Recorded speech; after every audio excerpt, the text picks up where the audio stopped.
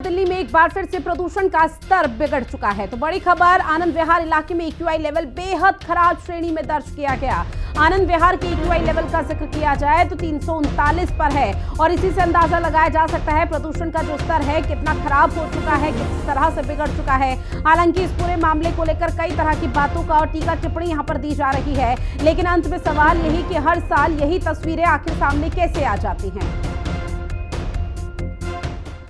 वही अक्टूबर में ही यमुना प्रदूषित। बड़ी खबर जो है, यमुना में एक बार फिर से प्रदूषण का स्तर बढ़ता हुआ नजर आया। नदी के ऊपर सफेद झाग की चादर बिछी हुई है और ये तस्वीरें आपको यमुना नदी की दिखा रहे हैं। और ऐसे में देखिए किस तरह से अंदाजा लगाना बेहद आसान कि यमुना की लंबे समय से सफाई तो हुई नहीं है, लेकिन अब इस पूरे मामले पर निश्चित तौर पर सियासत भी तेज हो रही है और सफेद झाग की जो चादर है वो यमुना में एक बड़े परत के तौर पर देखने को मिल रही है।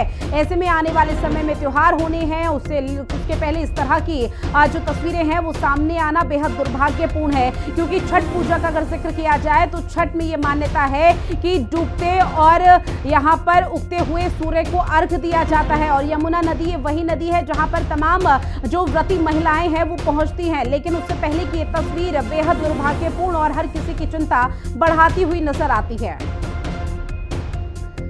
वहीं दिल्ली सरकार ने आज आपात बैठक बुलाई है, जहां बढ़ते प्रदूषण को लेकर यह बड़ी बैठक होनी है। आज दिल्ली सचिवालय में प्रदूषण को लेकर हाई लेवल की मीटिंग होगी। सभी हॉटस्पॉट एरिया पर सरकार की खास नजर है, ऐसा सरकार का कहना। और इस पूरे मामले को लेकर यह भी कहा गया कि बीजेपी इस पूरे मामले पर सियासत ना करे। तो दिल्ली में लगातार प्रदूषण की जो लेवल है, एक्यूआई लेवल, वो बिगड़ता हुआ नजर आ रहा है। आनंद विहार का आपको जिक्र किया और न सिर्फ आनंद विहार बल्कि आनंद विहार से सटे हुए इलाकों का हम भी जिक्र कर रहे थे, किस तरह से एक्यूआई लेवल बिगड़ चुका है। वही यमुना नदी की भी तस्वीरें आपको दिखाई और तीसरी तस्वीर ये सामने आ रही है जहां पर इस पूरे मामले को लेकर दिल्ली सरकार ने एक हाई लेवल मीटिंग बुलाई है। अब इसी बीच दिल्ली में प्रदूषण को कम करने के लिए आम आदमी पार्टी सरकार एक्शन मोड में नजर आ रही है। दिल्ली के सभी 13 हॉटस्पॉट में प्रदूषण को नियंत्रण करने के लिए पर्यावरण मंत्री गोपाल राय ने दिल्ली सचिवालय में एक इमरजेंसी मीटिंग बुलाई है, जहां बैठक में सभी संबंधित विभाग के आला अधिकारी अपनी उपस्थिति दर्ज कराएंगे। आनंद विहार में बढ़ते प्रदूषण को देखते हुए पर्यावरण मंत्री प्रदूषण से प्रभावित सभी 13 क्षेत्रों में जरूरी कदम उठाने के निर्देश दिए गए। और ये 3 तस्वीरें आपकी टीवी स्क्रीन पर, जहां दिल्ली की आबो हवा में एक बार फिर से जहर खुलता हुआ नजर आ रहा है। लोगों को अभी से कई तरह की परेशानियों का सामना करना पड़ रहा है। तो वहीं दूसरी तस्वीर आपको दिखा रहे हैं जहां प्रदूषण पर दिल्ली सरकार की एक हाई लेवल मीटिंग आज होनी है, जिसमें कई उचित कदम उठाए जाएंगे, आला अधिकारियों को दिशा निर्देश जारी किए जाएंगे। वहीं तीसरी तस्वीर जहां दिल्ली में प्रदूषण इस तरह से बढ़ गया कि यमुना नदी में जो सफेद चादर है झाग की, वो सीधे तौर पर देखने को मिल रही है। और अमूमन तौर पर हर साल यही तस्वीरें सामने आती है, लेकिन अंत में जब इस पूरे मामले को लेकर सियासत होती है तो सवाल कई उठ जाते हैं कि आखिर इस तरह के मामलों पर कैसे सियासत हो सकती है, जबकि ये दिल्ली वासियों से जुड़ा हुआ और जनहित से जुड़ा हुआ मुद्दा है। अब इस बीच पर्यावरण मंत्री गोपाल राय ने क्या कहा और इसके साथ ही बीजेपी इस पूरे मामले को लेकर क्या कह रही है, वो जरा सुनिए। देखिए, दिल्ली के अंदर जिस तरह से अब मौसम में प्रतिकूल परिस्थितियां पैदा हो रही हैं उसका असर जो है अब पोल्यूशन पे दिखने लगा है। मौसम विभाग का जो अभी रिपोर्ट आई है उसके अनुसार दिल्ली के अंदर अब हवा की गति जो है वो कम हो रही है और टेम्परेचर जो है अब तेजी के साथ डाउन हो रहा है। इन 2 प्रतिकूल परिस्थितियों में दिल्ली का जो हवा की एयर क्वालिटी है वो पुअर कैटेगरी में पहुंच चुकी है।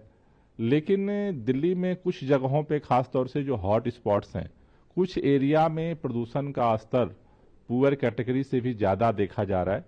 इसको देखते हुए आज जितने हॉट स्पॉट्स हैं उसके लिए विशेष कार्य योजना जो है बनाने के लिए जितने हॉट स्पॉट्स हैं उनके जितने लोकल अधिकारी हैं, जो सेंट्रल अधिकारी हैं, उन सभी लोगों की मीटिंग 1 बजे दिल्ली सचिवालय में बुलाई गई है, जिससे कि विपरीत मौसम में भी हम जो हॉट स्पॉट्स है उसकी भी बेहतर तरीके से निगरानी की जा सके। दिल्ली में जो सरकार पिछले 10 साल से है अरविंद केजरीवाल जी की, और अब 1 महीना होने जा रहा है आतिशी जी की, इनकी नीयत है ही नहीं कि पोल्यूशन को दूर किया जाए, दिल्ली के लोगों को जीवन दिया जाए। आज फिर से पोल्यूशन जानलेवा हो रहा है। नदी के पोल्यूशन से लेके हवा के पोल्यूशन तक दिल्ली का जीना दूभर है, सांसें फूल रही हैं।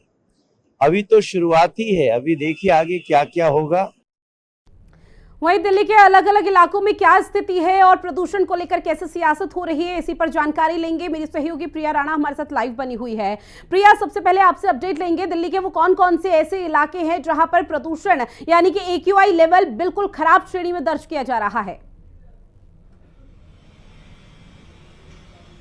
जी बिल्कुल, देखिए दिल्ली में AQI लेवल जो है वो लगातार बढ़ रहा है। अगर हम बात करें आज सुबह तड़के की, तो जो AQI लेवल है 300 को पार कर गया। उसमें सबसे भयानक जो स्थिति रही है वो आनंद विहार की रही है। उसके बाद हम ISBT का जिक्र करें या फिर अलग अलग जो दिल्ली के इलाके हैं, चाहे हम मुंडका का जिक्र करें या नरेला का जिक्र करें, ये ऐसे इलाके हैं जहां पर AQI लेवल है जो 300 को पार कर गया है। लगातार प्रदूषण का स्तर दिल्ली में बढ़ता हुआ नजर आ रहा है। वहीं दिल्ली सरकार के द्वारा आज दिल्ली सचिवालय में देखिए बैठक भी बुलाई गई है। पर्यावरण मंत्री जो है गोपाल राय, उन्होंने बैठक बुलाई है। सभी उनसे जुड़े अधिकारियों को उस बैठक में मीटिंग में आने के लिए निर्देश भी दिए गए हैं, क्योंकि दिल्ली सरकार पूरी कोशिश कर रही है कि किसी भी तरीके से जो लगातार दिल्ली में प्रदूषण का स्तर बढ़ रहा है उस पर रोकथाम लगाई जा सके। लेकिन किस तरीके से रोकथाम लगेगी वो देखना होगा, क्योंकि अगर हम बात करें सबसे पहले ग्रैप 2 लगने की स्थिति में अब दिल्ली नजर आ रही है।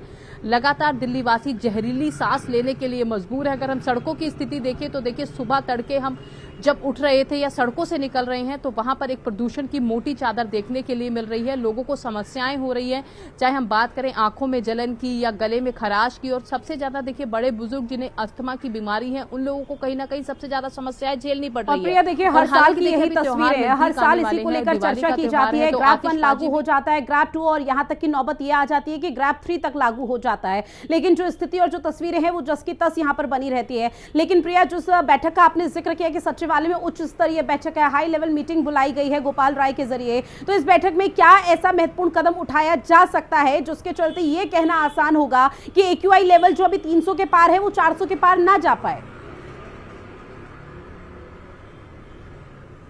जी बिल्कुल, देखिए दिल्ली सरकार पूरी कोशिश कर रही है और आज जो ये बैठक बुलाई गई है कहीं ना कहीं देखिए उसमें जिस तरीके से अगर हम बात करें दिल्ली में जो कंपनी या फैक्ट्रीज हैं डीजल के जनरेटरों का जिनमें इस्तेमाल होता है, सबसे पहले तो देखिए उन पर रोकथाम लगती हुई नजर आएगी। साथ ही अगर हम बात करें, क्योंकि दिल्ली सरकार के द्वारा देखिए पहले भी ऑड इवन नंबर जो है चालू किए गए थे, लेकिन फिर भी देखिए पोल्यूशन का स्तर जो है लगातार बढ़ रहा है। विपक्षी पार्टी दिल्ली सरकार पर लगातार हावी हो रही है कि पोल्यूशन को कंट्रोल करने में दिल्ली सरकार नाकाम हो रही है। हालांकि अगर हम बात करें जमीनी स्तर की तो देखिए लगातार प्रदूषण का स्तर बढ़ भी रहा है, लेकिन उसके लिए सबसे पहले देखिए कृत्रिम वर्षा यानी कि आर्टिफिशियल बारिश करवाने की जरूरत होगी, सड़कों पर पानी का छिड़काव। क्योंकि देखिए अगर प्रदूषण का स्तर कम करना है या कम होगा तो नेचुरल जो बारिश होगी उससे ही प्रदूषण का स्तर थोड़ा बहुत कम होता हुआ नजर आ सकता है। क्योंकि हमने यमुना की भी वो स्थिति देखी कि यमुना में किस तरीके से प्रदूषण लगातार बढ़ रहा है और दिल्ली वासी जहरीली सांस लेने के लिए मजबूर हो रहे हैं।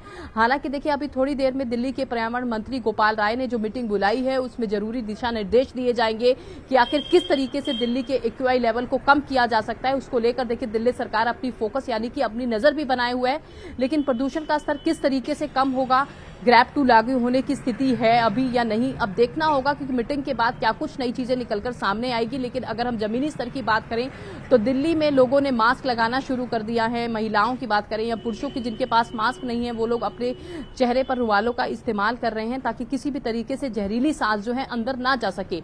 लेकिन अभी देखिए दीपावली से पहले स्थिति ऐसी हो गई है कि प्रदूषण का स्तर इतना बढ़ रहा है तो दिवाली के बाद तो भयानक स्थिति होती हुई नजर आएगी, क्योंकि भले ही कितने ही बैन किए जाएं पटाखे, लेकिन उसके बाद भी जनता जो है आतिशबाजी करती हुई नजर आती है, जिसके दिवाली के दिन और देखिए प्रिया, प्रदूषण का एकमात्र यहाँ पर महज आतिशबाजी पटाखे ही नहीं बल्कि जो पड़ोसी सटे हुए राज्य है वहां पर उत्तर प्रदेश या हरियाणा का जिक्र किया जाए तो किसानों के जरिए लोगों के जरिए पराली जलाई जाती है, जो कि एक बहुत बड़ा कारण बताया जाता है यहाँ पर बढ़ते प्रदूषण का और जिसकी आबो हवा जिसकी वजह से दिल्ली वासी सबसे ज्यादा जूझते हैं।